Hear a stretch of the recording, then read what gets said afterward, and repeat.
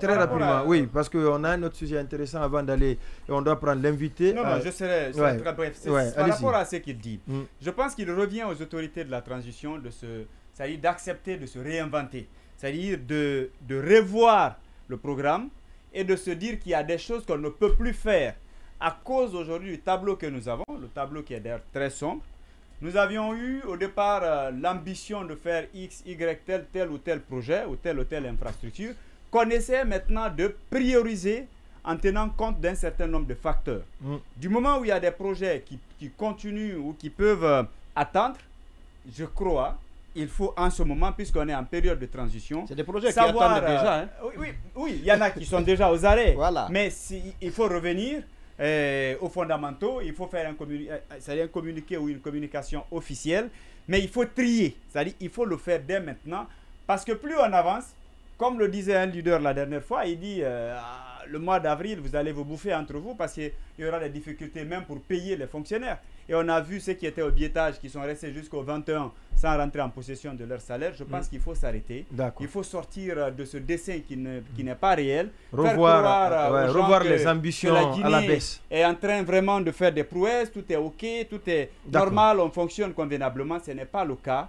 Il faut s'arrêter, il faut faire les choses dans les règles de l'art en fonction des moyens. Oui. En 10 secondes, par rapport à l'état des salaires que Monument évoquait tout à l'heure, vous savez, avant, ça se faisait comme il l'a dit, c'est-à-dire que les bulletins sont émis et après vous partez, vous prenez votre salaire. Donc ça s'est toujours fait comme ça. C'est ce qui fait qu'aujourd'hui, si les gens reçoivent le bulletin et ne sont pas payés, ils se posent la question.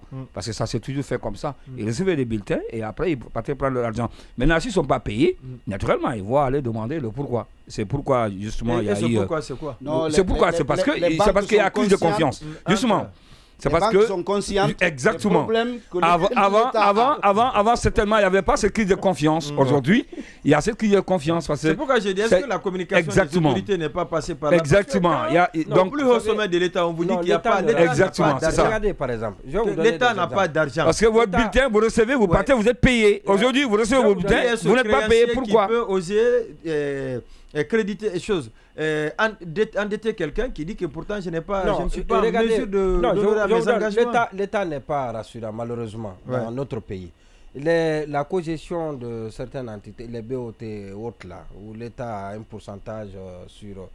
Je prends l'exemple du passeport et des visas et des cartes d'identité biométriques. Donc la part de chacun est connue. Donc la part de l'État est connue. La clé de répartition elle est faite. Donc ça doit aller dans les caisses, c'est bien sécurisé, cette recette elle est bien sécurisée, c'est une bonne chose. Mais quand ça rentre là, sur l'État, difficilement que ça ressorte. Pour que ça ressorte là, toi qui dois avoir légalement et normalement votre part, vous êtes obligé encore de soudoyer, de donner de l'argent. Ah bon? Oui, mais bien sûr. Vous êtes obligé de passer par des négociations, donner de l'argent pour qu'on vous donne ce que vous devez. Mais est-ce que cela peut encourager les gens à venir, investir? Je tombe de nuit là. Maintenant, c'est possible ce que vous dites? Oui, mais ça, c'est pas maintenant. Ça, c'est depuis. Ça veut dire que ça n'a pas été corrigé. Non, ça n'a pas été corrigé. Ah non, c'est bon, on continue. Ça ne date pas de maintenant, ça date de très longtemps, mais ça n'a pas été corrigé. Et ça, c'est très grave. Oui, mais si nous devons toujours dire ça ne date pas de maintenant, ça doit être corrigé. Oui, mais ça doit être corrigé. Si ça ne date pas mais quand on a pris le pouvoir pour corriger... Oui, mais je dis il faut corriger. Non, surtout ça, c'est important. Il faut corriger cela. Parce que c'est la confiance.